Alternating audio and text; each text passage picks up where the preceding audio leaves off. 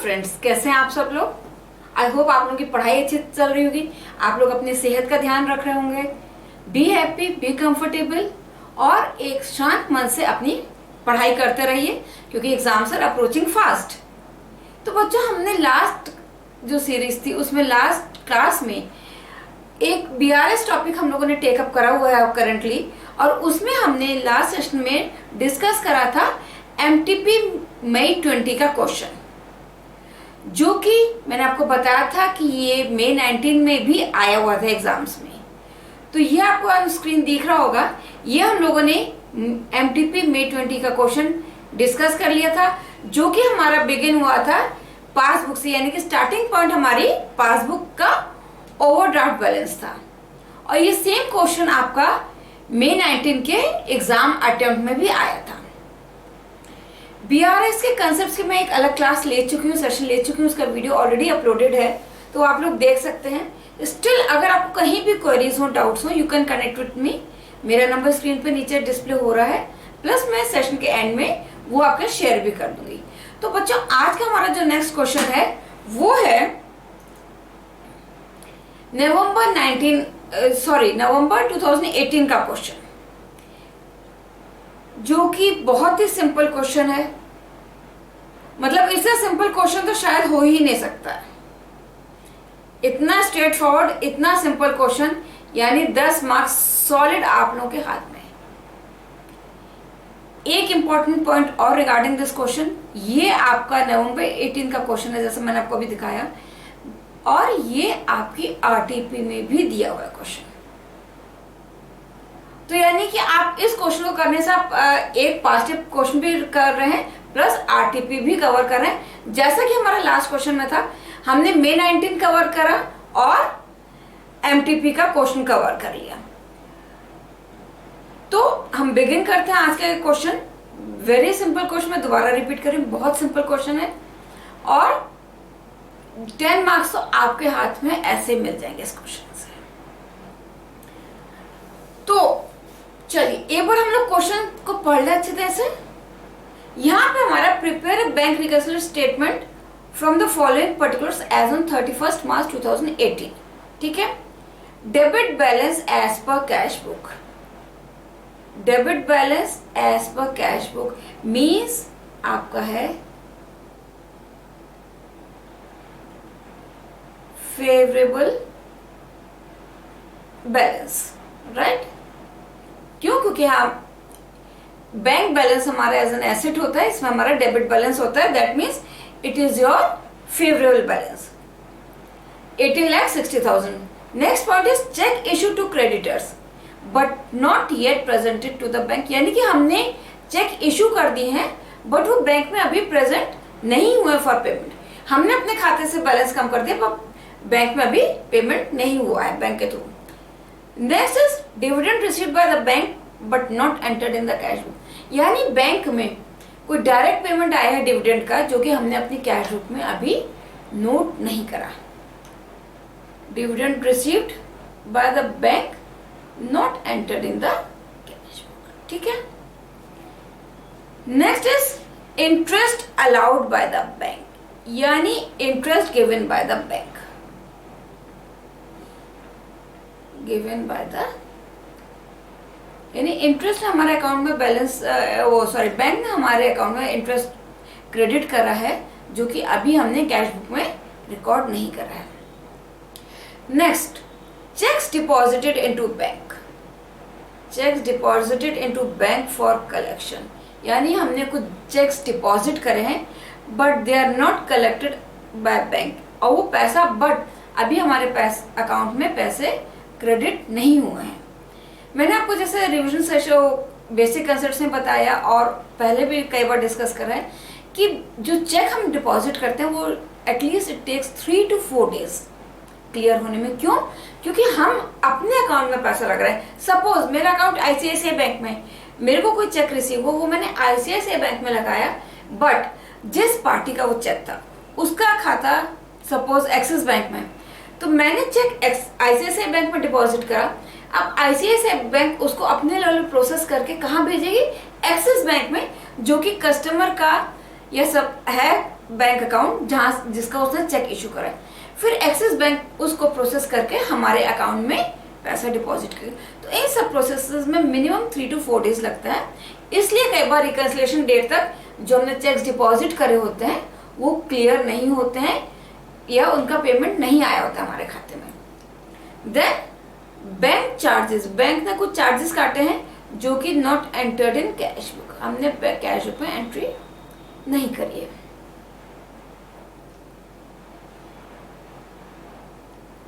अ check deposited into bank, हमने कोई check deposit करा था, ठीक है, वो डिसऑनर हो गया, बट हमें कोई इंटीमेशन नहीं मिला। तो ऑब्वियस सी बात है, जब हमें इंटीमेशन नहीं मिला तो हमने उसे अपनी कैश बुक में उसके डिसऑनर की एंट्री नहीं करी होगी, right. Bank paid house tax on our behalf but no intimation received from bank in this connection. Bank ने हमारे बिहाफ पे हाउस टैक्स पे कर दिया, बट हमारे को कोई भी इंटीमेशन नहीं था, तो हमने अपनी बुक्स में एंट्री नहीं करी। कई बार हम बैंक्स को स्टैंडिंग इंस्ट्रक्शन देते हैं कि जो हमारे फिक्स्ड पेमेंट्स हैं, मंथली हैं, क्वार्टरली हैं या हाफ ईयरली या ईयरली, जो भी फिक्स्ड पेमेंट्स हैं वो हम स्टैंडिंग इंस्ट्रक्शंस बैंक को दे देते हैं कि वो हमारे से पे कर दे या वो ऑटोमेटिकली डिडक्ट हो जाते हैं। तो उसका इंटीमेशन हमें नहीं था, तो हमने उसको अपनी बुक्स में एंटर नहीं करा। सो दिस वाज ऑल, ये क्वेश्चन था आपका। तो आइए अब देखते हैं, इसको हम लोग सॉल्व करने की कोशिश करते हैं।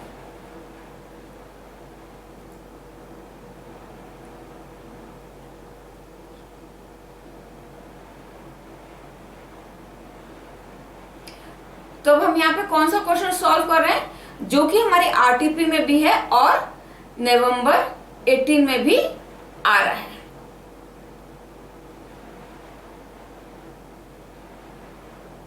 राइट, तो हमारे ये किसका क्वेश्चन है, RTP and November 18 question. So अगर हम ध्यान दें तो हमारा इसमें क्या है, balance as per cash book, favourable balance है डेबिट। लेट्स सी क्या बैलेंस है, हमारा बैलेंस है 18,60,000, राइट। 18 लाख। अब कुछ आइटम्स हमारे ऐड होंगे,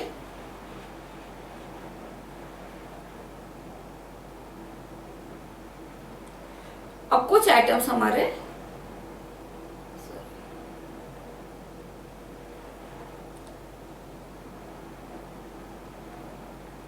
लेस होंगे। तो चलिए देखते हैं, पहले एंट्री लेते हैं हम। Cheque issue to creditors but not yet presented to the bank for payment. क्या करें, cheque issue to the creditors.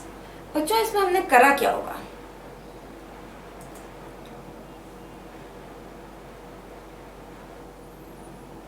अगर इसको हम अपने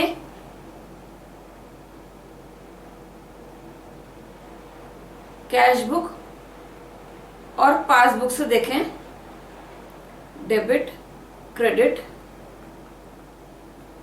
check issue to the creditor, यानी कि हमने अपने यहां से पेमेंट कर दी है क्रेडिटर्स को। Cheque issue but not yet presented to the bank for payment, 3,60,000। हमने 3,60,000 रुपए माइनस कर दिया था, ठीक है, बट यहां तो नहीं हुआ ना। तो हम क्या करेंगे, इसको रिवर्सल कर दें, यानी कि हमने जो अपना बैलेंस माइनस करा था उसको हम माइनस नहीं करेंगे, क्योंकि अभी हमारी पासबुक में भी वो पेमेंट हुआ नहीं है, यानी बैंक ने हमारा बैलेंस रिड्यूस नहीं करा है, तो हम इसे वापस एड बैक कर देते हैं।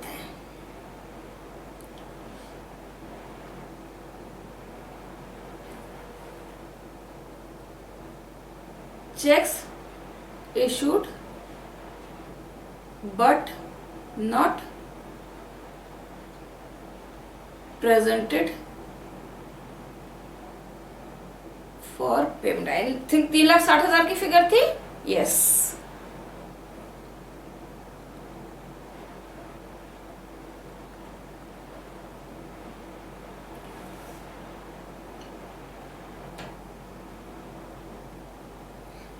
आई होप ये क्लियर हुआ होगा आपको। नेक्स्ट पॉइंट डील करते हैं हम लोग, dividend received by the bank but not entered in the cash book. 2,50,000। बच्चों, आज की डेट में जब हम लोग शेयर्स और डिविडेंड्स हमारे पास होते हैं एज एन इन्वेस्टमेंट, तो जो कंपनीज हैं शेयर्स पे डिविडेंड और डिबेंचर्स पे इंटरेस्ट हमें प्रोवाइड करती हैं।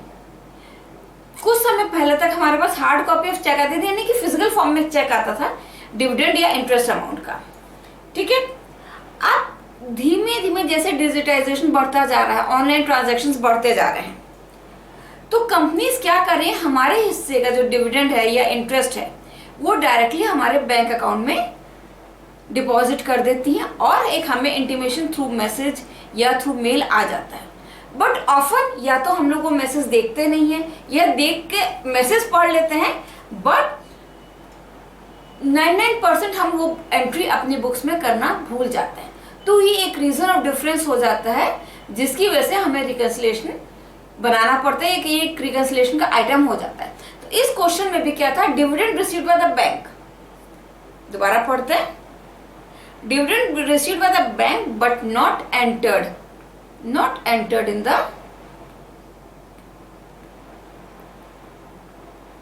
Cash book.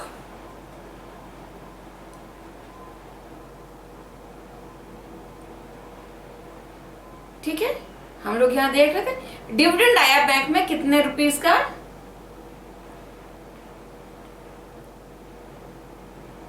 2.5 लाख का, जो कि हमारे यहां भी एंट्री होनी चाहिए थी पर हमने नहीं करी है। तो चलिए इस एंट्री को कर दें, क्योंकि हमें दोनों बैलेंसेस को एट पार लाना है।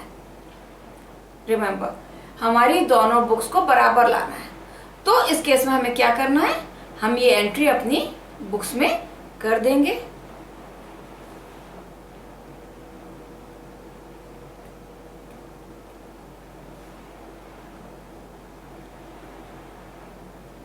Dividend received directly in the bank, कितना था, 2,50,000। क्लियर। नेक्स्ट पॉइंट है interest allowed by the bank. Bank usually हमारे को हमारे अकाउंट में इंटरेस्ट प्रोवाइड करती है और वो हमको पैसा बैंक में अकाउंट में रखने पे इंटरेस्ट हमें मिलता है। तो वो बैंक ने हमें इंटरेस्ट दिया है, interest allowed by the bank 6,250 रुपए। सिमिलर केस, यहां पे बैंक ने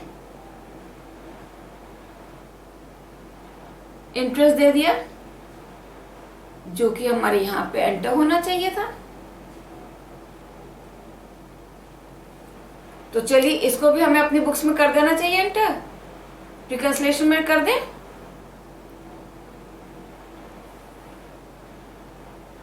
इंटरेस्ट गिवन बाय बैंक 6,250 रुपए।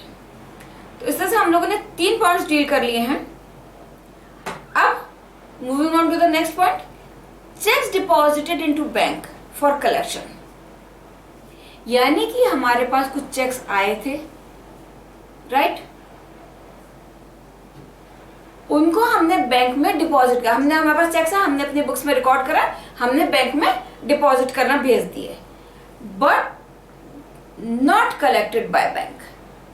यानी कि जिस दिन हम रिकंसिलिएशन बना रहे थे 31 मार्च 2018 को, उस डेट तक वो चेक्स क्लियर नहीं हुए थे। यानी कि जो हमने 7,70,000 के चेक्स डिपॉजिट करे थे, हमने अपनी बुक्स में एंट्री कर ली। क्यों? क्योंकि हम जिस समय हमारे को चेक रिसीव होता है हम बैंक में डिपॉजिट करते हैं, हम अपने बुक्स में तभी एंट्री कर लेते हैं। बट बैंक कब करता है, जैसा कि मैंने अभी आपको बताया था कि चेक्स क्लियरिंग में 3 से 4 दिन का समय लगता है। तो उस डेट तक 31 मार्च तक वो चेक क्लियर ही नहीं हुआ, यानी हमारे अकाउंट में पेमेंट नहीं आया है। तो इस केस में क्या होगा, पहले नीचे हम लोग देख लेते हैं। हमने क्या करा था, हमने 7,70,000 से अपना बैलेंस इंक्रीज कर दिया था, बट यहां तो क्लियर हुए नहीं, चेक नॉट क्लियर। तो 10 bank balance did not increase.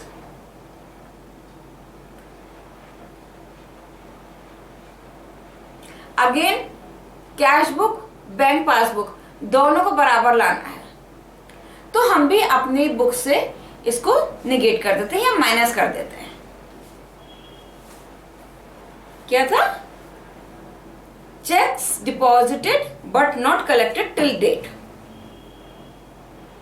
तो ये बच्चों आइटम लेस होगा, क्यों, क्योंकि हमें दोनों बुक्स को सेम करना, ध्यान रखिए this is very important one, दोनों बुक्स को सेम करना है, बट एंट्री आप कहां पे चेंजेस कर सकते हैं, you can do it only in your cash book, ये ध्यान रखिएगा।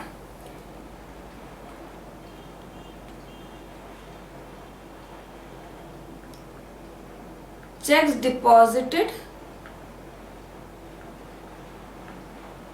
But not collected till date, कितना था, 7,70,000। Okay, bank charges not entered in the cash book, यानी बैंक ने हमारे अकाउंट मेंटेन करने के लिए, सर्विसेज प्रोवाइड करने के लिए बैंक कुछ चार्जेस काटता है। तो बैंक ने हमारे अकाउंट से चार्जेस काट लिए, बट हमें कोई इंटीमेशन नहीं था, हमें पता नहीं था, तो हमने अपनी बुक्स में एंटर करा नहीं है। तो चलिए, बैंक ने जो हमारा अकाउंट में, सॉरी कितना अमाउंट था हम लोगों ने ध्यान नहीं दिया, इट वॉज 1,000 रुपीज। तो बैंक ने क्या करा,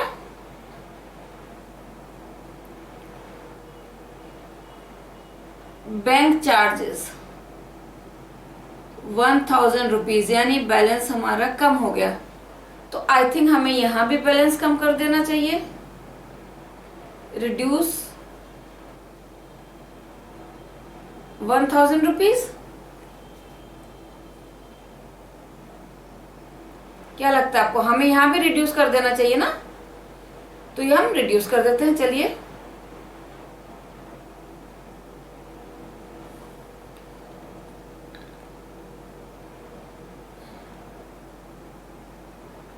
bank charges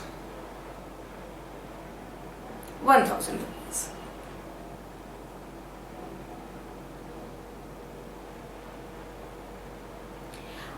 check deposited into bank, यानी कि हम लोगों ने चेक डिपॉजिट करा था बैंक में, वो डिसऑनर हो गया, बट हमें कोई इंटीमेशन नहीं थी। देखिए 3 पॉइंट्स हैं, चेक डिपॉजिटेड, डिसऑनर्ड, और हमें कोई भी इंटीमेशन नहीं थी। चलिए, इसको कैसे हम लोग डील करेंगे, सॉरी अमाउंट कितना था ये, 1,60,000।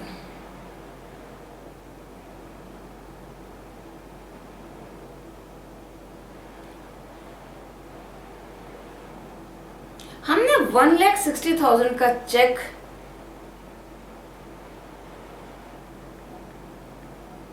डिपॉजिट कर दिया था,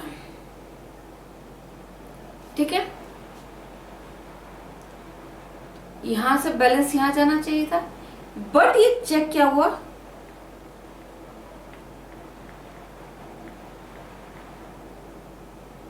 चेक डिसऑनर्ड, और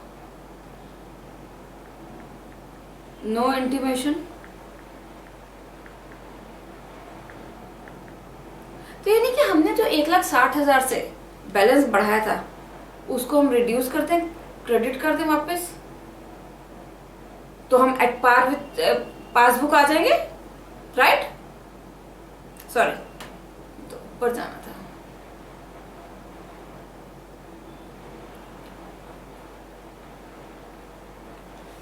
तो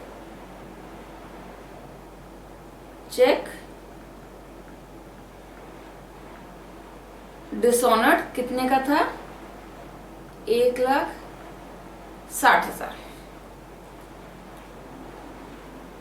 coming to the last point, bank paid house tax on a behalf. Bank ने हाउस टैक्स पे करा और नो इंटीमेशन, हमें कोई इंटीमेशन नहीं थी, तो ऑब्वियस बात है हमने अपनी बुक्स में एंट्री भी नहीं करी होगी। तो चलिए अब कर देते हैं हम अपनी बुक्स में एंट्री। हम अपना बैलेंस रिड्यूस कर देते हैं। 1,75,000 थे, I think figure right. Bank ने क्या करा, हमारे बिहाफ पे 1,75,000 का हाउस टैक्स पे कर दिया, राइट। बट हमने अपनी बुक्स में एंट्री नहीं करी थी, तो we should minimise the balance. यहाँ पे ये हमें we should less the balance, यहाँ पे ये sorry reduce the balance, right word आएगा, रिड्यूस द बैलेंस यहाँ पे, ठीक है। तो हम इसको इस तरह से कर लेते हैं, हम अपनी बुक से रिकर्स लिस्ट में इसको डाल देते हैं। क्या था ये हमारा? House tax paid by the bank directly, okay. So less house tax paid by the bank directly, कितना था बच्चा? 1,75,000। आई थिंक हम लोगों ने सारे पॉइंट्स डील कर लिए हैं, तो हम लोग यहाँ देख लेते हैं, हमारे सारे पॉइंट्स डील हो गए हैं। लेट्स सी अब हमारा आंसर क्या आता है।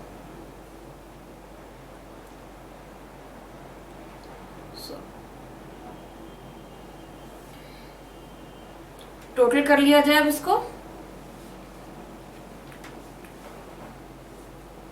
That comes to 3,60,000 plus 2,50,000 plus 6,250, that comes to 6,16,250। 6,16,000, यहाँ पे इसका टोटल कर लिया जाए 18,60,000, that comes to 24,76,250।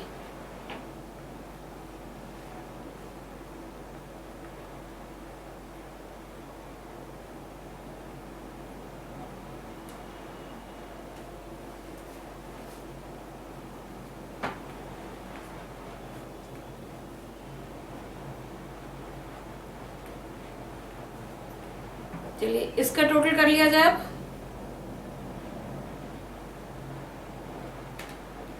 770 plus 1,000 plus 1,60,000, right, 1,75,000, 11,06,000।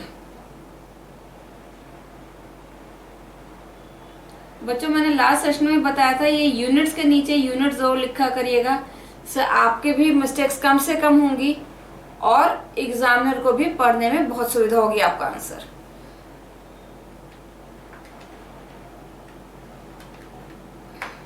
The answer comes to 13,70,250.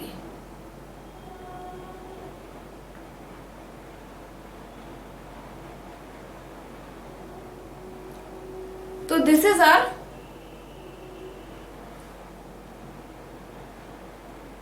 balance as per passbook. अब नेक्स्ट सवाल ये उठता है, ये डेबिट बैलेंस होगा कि क्रेडिट होगा? चलिए देखते हैं कैसे डिटरमाइन करेंगे। देखिए हमारा पासबुक का स्टार्टिंग बैलेंस था डेबिट, उसमें हमने कुछ फिगर्स ऐड करी अराउंड 6 लाख की, तो हमारा टोटल बना 24,76,250, जो कि ऑब्वियसली डेबिट बैलेंस होगा। अब इस डेबिट बैलेंस में हमने कुछ आइटम्स लेस करे जो कि 11,06,000 के थे, उसको लेस करने पर जो हमारा नेट बैलेंस आया दैट कम्स टू 13,70,250। तो ऑब्वियसली बात है जब डेबिट में से हम कुछ कम कर रहे हैं तो this balance will be your debit balance. But remember cash book और पासबुक का बैलेंस रिवर्सल होता है, यानी कि हमारे डेबिट में कैश बुक में डेबिट है तो पासबुक में क्रेडिट होगा। तो यहाँ पे इसको अब आप कट करके you will write it at credit. तो ये आपकी कभी भी मिस्टेक्स नहीं होंगी कि ये बैलेंस डेबिट आ रहा है कि क्रेडिट आ रहा है। तो अगर आप इसको इस तरह से लिखिएगा तो आपका बैलेंस आप श्योर होंगे कि डेबिट है कि क्रेडिट है। तो ध्यान रखिएगा। चलिए, मेरे पास इसका सॉल्यूशन जो सजेस्टेड आंसर इंस्टीट्यूट ने दिया है वो भी है। हम लोगों ने कहीं एक minute, okay, 1370 250। So here is the answer 1370 250। So this means our answer tallies. तो बच्चों, इससे सिंपल क्वेश्चन नहीं हो सकता था। बहुत सिंपल, बहुत स्ट्रेट फॉरवर्ड, कुछ भी एंट्रीज ऐसी नहीं दी थी, पॉइंट्स ऐसे थे जो कि घुमाने वाले हों। तो हमने इस क्वेश्चन के थ्रू हमने एक नवंबर 18 का क्वेश्चन यानी कि पास्ट ईयर पेपर और हमारी RTP जो इंस्टीट्यूट रिलीज करती है एग्जाम से पहले, उन दोनों को हमने एक साथ डील कर लिया है। और एक क्वेश्चन हम MTP का जो कि नवंबर 19 सॉरी मई 19 में भी आया था वो हम डील कर चुके हैं। अब हम इसके बाद डील करेंगे हमारा जो एक बचता है मई 18 का क्वेश्चन और एक नवंबर 19 का। तो नेक्स्ट हम लोग टेकअप करेंगे मई 18 का क्वेश्चन। So friends, till then have a comfortable time, study hard and come out with flying colors. Thank you very much.